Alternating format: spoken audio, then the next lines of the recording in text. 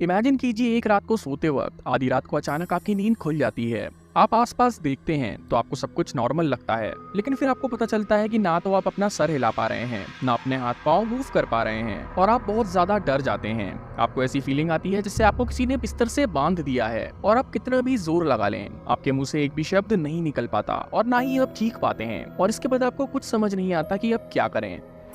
दुनिया में कई लोग हैं जो इसे एक्सपीरियंस करते हैं और हर 10 में से एक आदमी के साथ जिंदगी में एक न एक बार ऐसा होता ही है और इस कंडीशन को कहा जाता है स्लीप पैरालिसिस। स्लीप पैरालिसिस एक बहुत ही डरावना एक्सपीरियंस होता है जिसमें लोगों को लगने लगता है कि अब उनकी मौत होने वाली है। शायद आपने भी ये एक्सपीरियंस किया होगा और अगर नहीं किया तो ये वीडियो बिल्कुल एंड तक देखना, क्योंकि इसमें हम जानने वाले हैं कि स्लीप पैरालिसिस होता क्या है और ये होने पर इससे कैसे बाहर आया जाए। तो वीडियो शुरू करते हैं।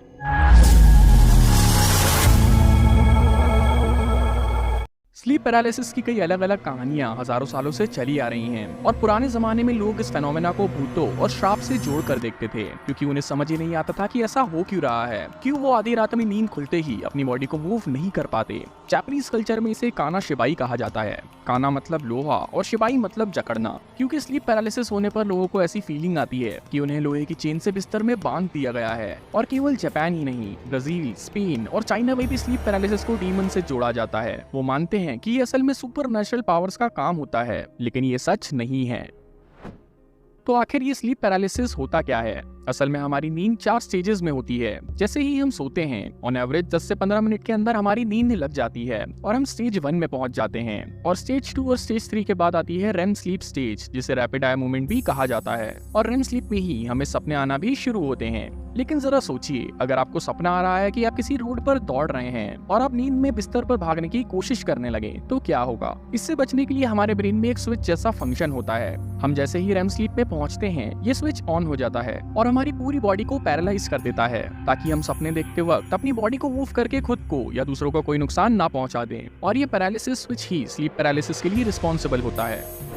जैसे ही हम रेम स्लीप में पहुंचते हैं और सपने देखना शुरू करते हैं, ये पैरालिसिस स्विच ऑन हो जाता है और हमारी पूरी बॉडी को पैरालाइज कर देता है। और जब हम रेम स्लीप से बाहर आते हैं तो ये स्विच ऑफ हो जाता है और हमारी बॉडी वापस मूव होने लगती है। लेकिन कभी कभी ऐसा होता है कि हमारी नींद रेम स्लीप स्टेज में किसी कारण टूट जाती है और हम रेम स्लीप स्टेज से सीधे जाग जाते हैं, लेकिन हमारे ब्रेन का पैरालिसिस स्विच ऑफ नहीं हो पाता, क्योंकि हमारे ब्रेन को लगता है कि हम अभी भी सो रहे हैं और सपना देख रहे हैं। और इस एग्जैक्ट मोमेंट पर ना तो हम पूरी तरह से जागे हुए होते हैं, ना ही नींद में, और हमारे ब्रेन का पैरालिसिस स्विच भी ऑन होता है। इसीलिए हमारी आंखें तो खुल जाती हैं, लेकिन हम अपनी बॉडी का कोई भी पार्ट बिल्कुल भी मूव नहीं कर पाते। और इसी कंडीशन को कहा जाता है स्लीप पैरालिसिस। ये एक नेचुरल कंडीशन है और हमें इससे कोई भी खतरा नहीं होता।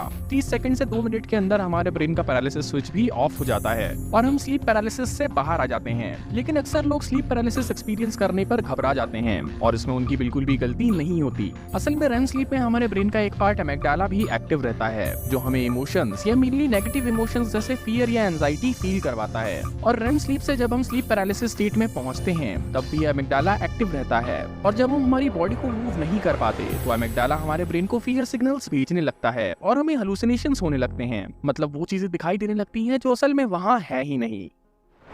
लोगों ने अपने कई अलग अलग एक्सपीरियंस शेयर भी करे हैं, जिसमें उन्हें स्लीप पैरालिसिस में ऐसा दिखाई देने लगा था कि कोई उनके ऊपर बैठा हुआ है या उन्हें दबा रहा है, और किसी को दिखने लगा था कि उन्हें रस्सी से बिस्तर पर बांध दिया गया है, मगर असल में उनकी बॉडी पैरालाइज होने की वजह से उन्हें ये हेलुसिनेशंस हो रहे थे। और स्लीप पैरालिसिस में ऐसा होना कॉमन है, लेकिन अब बात ये आती है कि इससे बचा कैसे जाए। स्लीप पैरालिसिस एक्सपीरियंस करते वक्त इससे बचने के लिए सबसे पहले आपको ये समझना होगा कि इससे आपको कोई भी खतरा नहीं है। स्लीप पैरालिसिस 30 सेकंड से 2 मिनट में पास हो जाता है और लोग इससे बाहर आ जाते हैं, लेकिन इतने टाइम तक आपको खुद को शांत रखना होगा।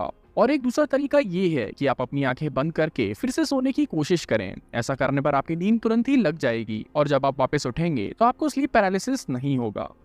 तो ये था नींद से जुड़ा एक सालों पुराना मिथ, स्लीप पैरालिसिस। क्या आपको भी कभी स्लीप पैरालिसिस हुआ है? कमेंट करके हमें जरूर बताएं।